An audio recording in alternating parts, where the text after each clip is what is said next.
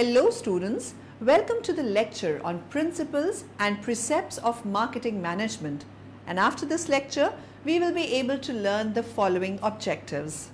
Understand marketing research, discuss the basic research process, define marketing information systems, explain effective market segmentation and describe target market selection process. Marketing research. Let's start our lecture with the meaning of marketing.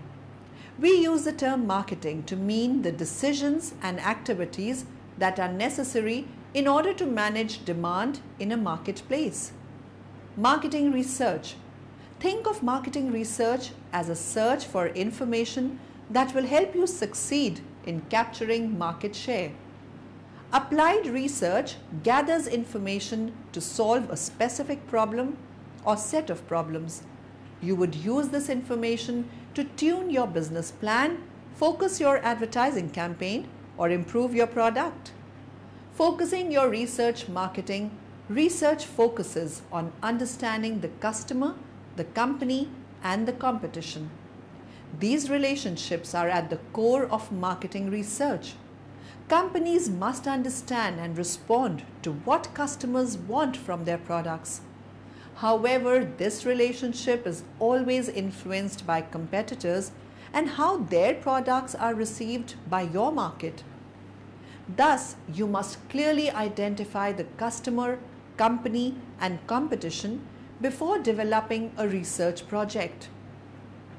There are several important factors you must consider before you begin, including your customers and competition, awareness and image of your product, product usage, undiagnosed problems with your product, customer desires and needs for new product development.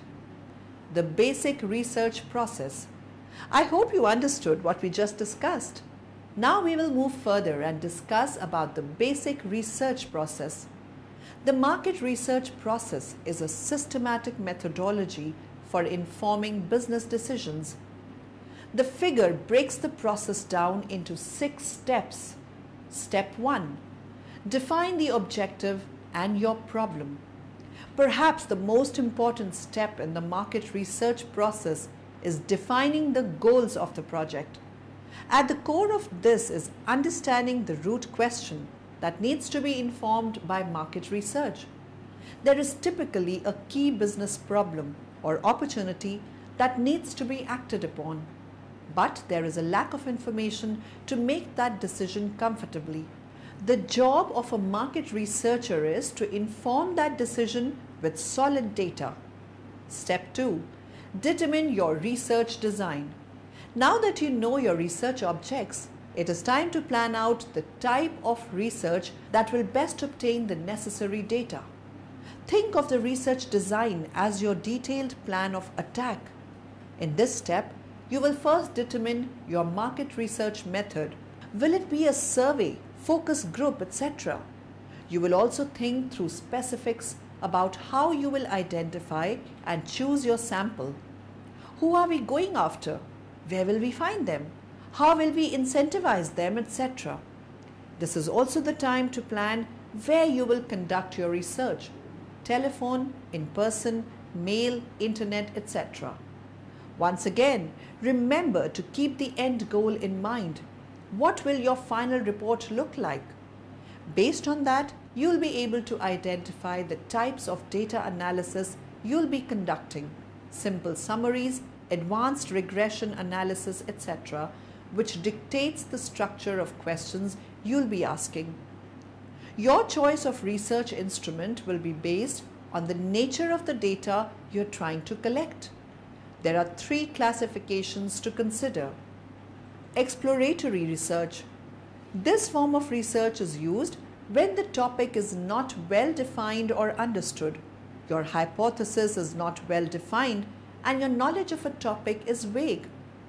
Exploratory research will help you gain broad insights, narrow your focus, and learn the basics necessary to go deeper. Common exploratory market research techniques include secondary research, focus groups, and interviews. Exploratory research is a qualitative form of research. Descriptive research. If your research objective calls for more detailed data on a specific topic, you'll be conducting quantitative descriptive research. The goal of this form of market research is to measure specific topics of interest, usually in a quantitative way. Surveys are the most common research instrument for descriptive research. Causal research. The most specific type of research is causal research, which usually comes in the form of a field test or experiment. In this case, you are trying to determine a causal relationship between variables. For example, does the music I play in my restaurant increases dessert sales? That is there a causal relationship between music and sales? Step 3. Design and prepare your research instrument. In this step of the market research process, it is time to design your research tool. If a survey is the most appropriate tool, as determined in step 2, you will begin by writing your questions and designing your questionnaire. If a focus group is your instrument of choice, you will start preparing questions and materials for the moderator. You get the idea. This is the part of the process where you start executing your plan. Step 4. Collect your data. This is the meat and potatoes of your project, the time when you are administering your survey, running your focus groups, conducting your interviews, implementing your field test, and so on. The answers, choices, and observations are all being collected and recorded, usually in spreadsheet form. Each nugget of information is precious and will be part of the masterful conclusions you will draw soon. Step 5. Analyze your data. Step 4. Data collection has drawn to a close and you have heaps of raw data sitting in your lap. If it is on scraps of paper, you'll probably need to get it in spreadsheet form for further analysis. If it is already in spreadsheet form, it is time to make sure you've got it structured properly. Once that's all done, the fun begins. Run summaries with the tools provided in your software package, typically Excel, SPSS, Minitab, etc. Build tables and graphs. Segment your results by groups that make sense, that is age, gender, etc. and look for the major trends in your data. Start to formulate the story you will tell. Marketing information systems. Now we will move further and study about the marketing information systems. One can define a marketing information system as one which scans and collects data from the environment, makes use of data from transactions and operations within the firm, and then filters, organizes, and selects data before presenting them as information to management. Marketing information systems can be classified under 5 headings. Planning systems, which provide information on sales, costs, and competitive activity together with any kind of information which is needed to formulate plans. Control systems. These provide continuous monitoring of marketing activities and enable marketing executives to identify problems and opportunities in the marketplace. At the same time, they permit a more detailed and comprehensive review of performance against plans. Marketing research systems. Such systems allow executives to test decision rules and cause-effect hypothesis. This permits the assessment of the effects of marketing actions and encourages improved learning from experience. Monitoring systems. These systems provide management with information concerning the external environment in which they are operating. A schema for marketing information systems. The figure shows a schema for an integrated marketing information system. The arrows indicate the flow of information between different components.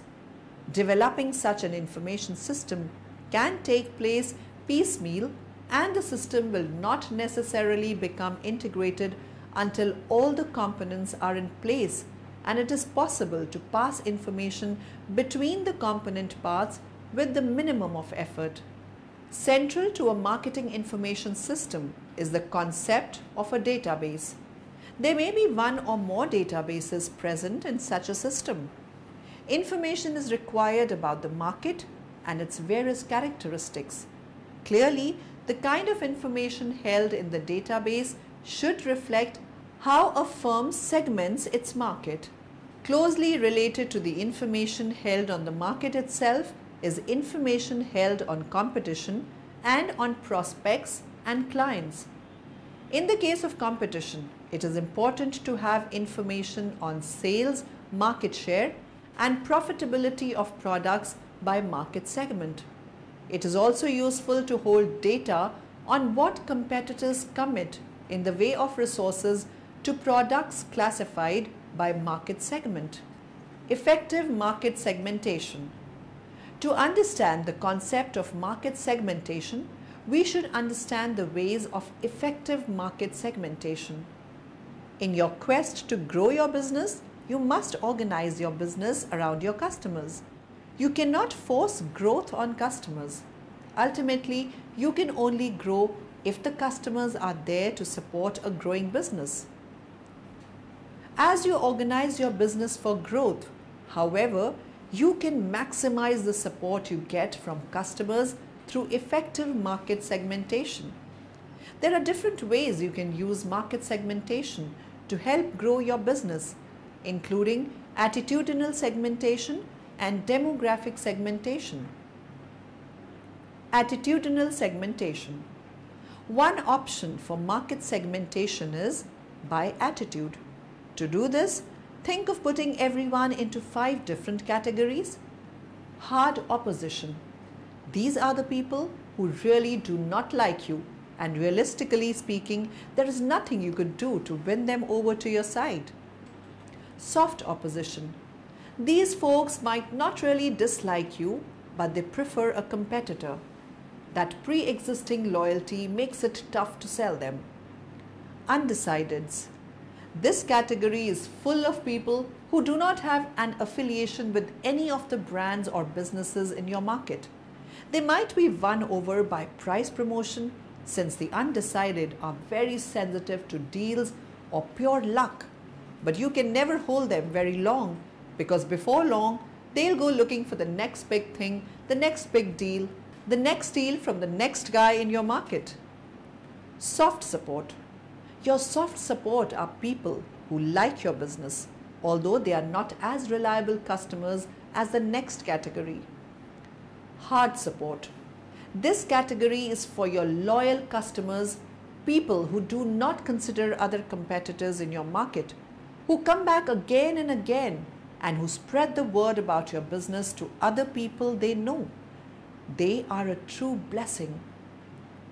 Demographic market segmentation.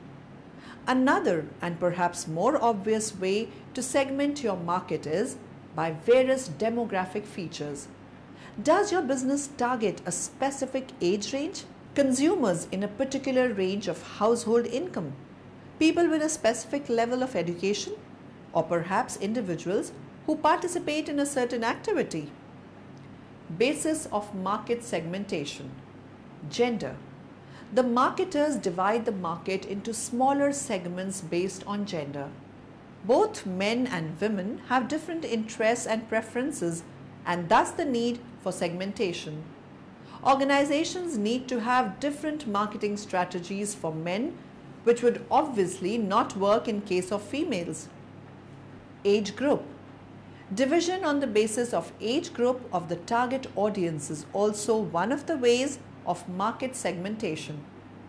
The products and marketing strategies for teenagers would obviously be different than kids. Age group 0 to 10 years, toys, nappies, baby food, prams. Age group 10 to 20 years, toys, apparels, books, school bags. Age group 20 years, cosmetics, anti-aging products, magazines, apparels, and so on. Income. Marketers divide the consumers into small segments as per their income. Individuals are classified into segments according to their monthly earnings. The three categories are high income group, mid income group, low income group. Stores catering to the higher income group would have different range of products and strategies as compared to stores which target the lower income group. Marital status.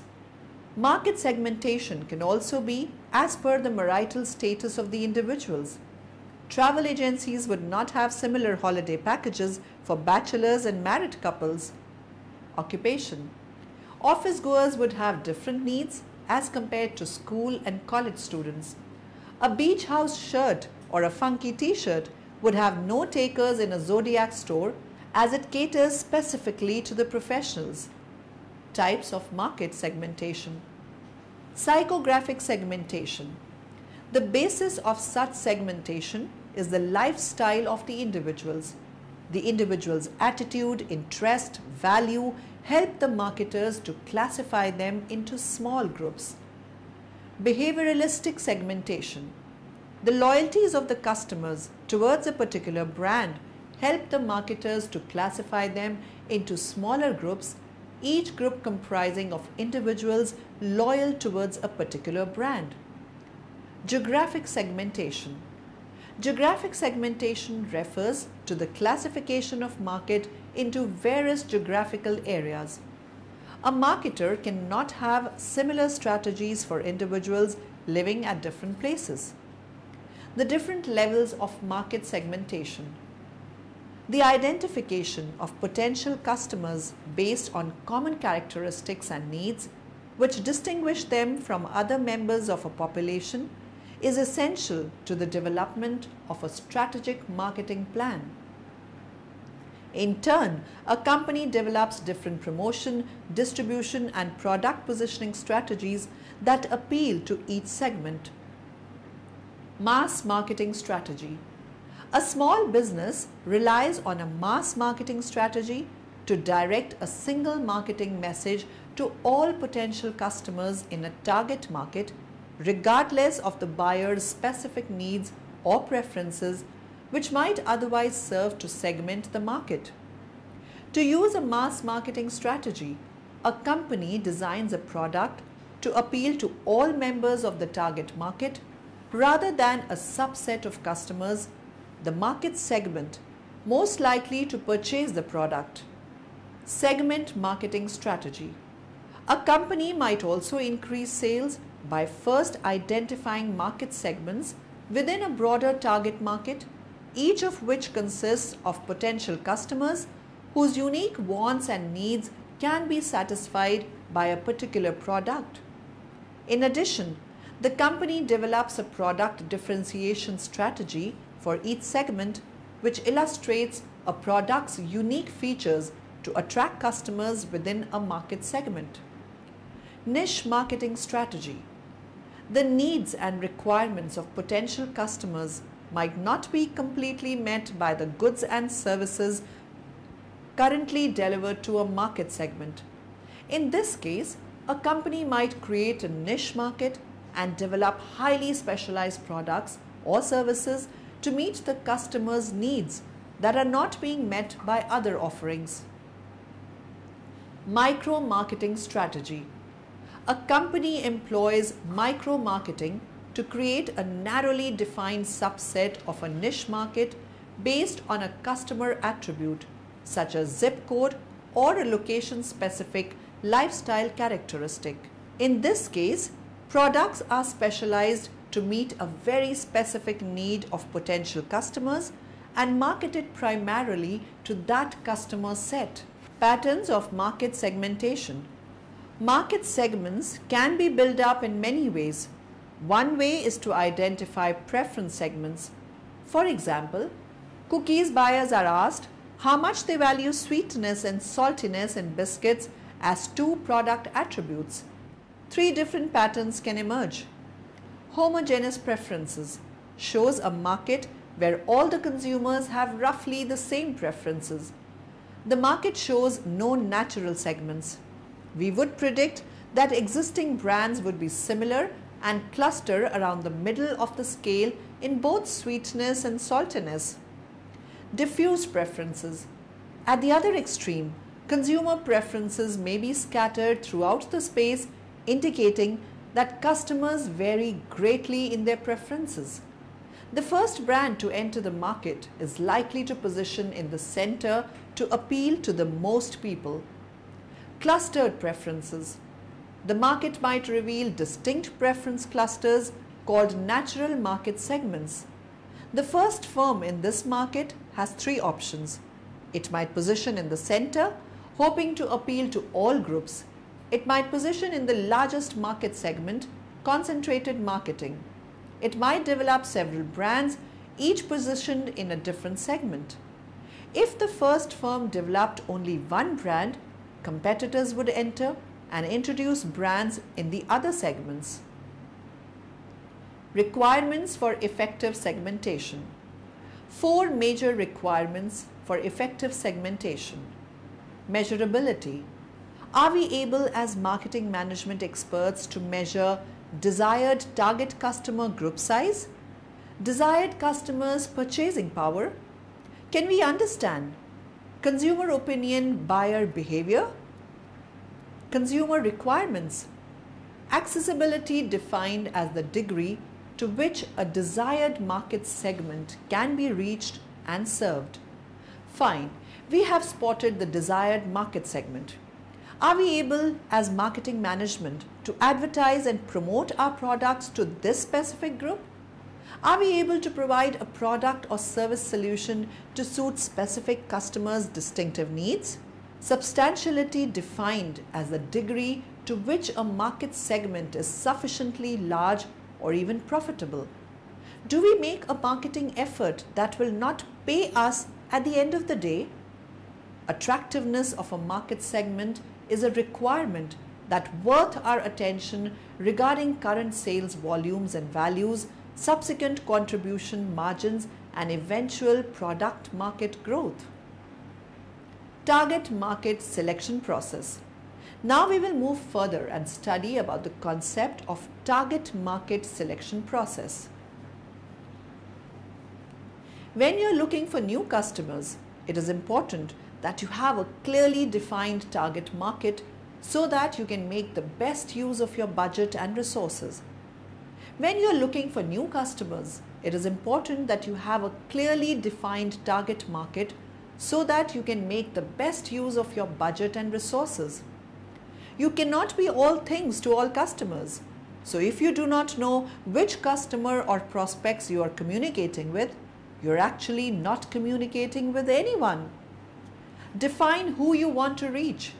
Look at the characteristics of your best customers, who they are and where they are to better predict your target audience. Create a complete profile. Go beyond the typical characteristics such as industry, company size, and turnover, and look at other aspects like decision makers, influencers, and purchasing behaviors to get a complete understanding of your prospect profile. Less is more. The purpose of segmenting is to find and select only the companies that find your offer relevant and to skip the rest. Blanket messaging is not only expensive and ineffective, but also an annoyance to busy decision makers. Define how you want to reach your target audience. Once you have an understanding of your customers, you can use this information to build a targeted list of high-quality potential new leads. This means a higher ROI, whether you are using direct marketing, telemarketing, or any other sales or marketing channel. Keep in mind the target market is always moving. Things change and economic climates shift. Thus, analyzing and redefining your segments should be a continuous process. Summary. Now in the end, let us summarize what we have learnt in this lecture. Fundamental research seeks to extend the boundaries of knowledge in a given area and does not necessarily solve your immediate problems. Information is required about the market and its various characteristics. Clearly, the kind of information held in the database should reflect how a firm segments its market. The campaign was built on the principle of segmenting the market of voters and targeting those segments that offered the biggest reward. The marketers divide the market into smaller segments based on gender. Both men and women have different interests and preferences, and thus the need for segmentation. The needs and requirements of potential customers might not be completely met by the goods and services currently delivered to a market segment.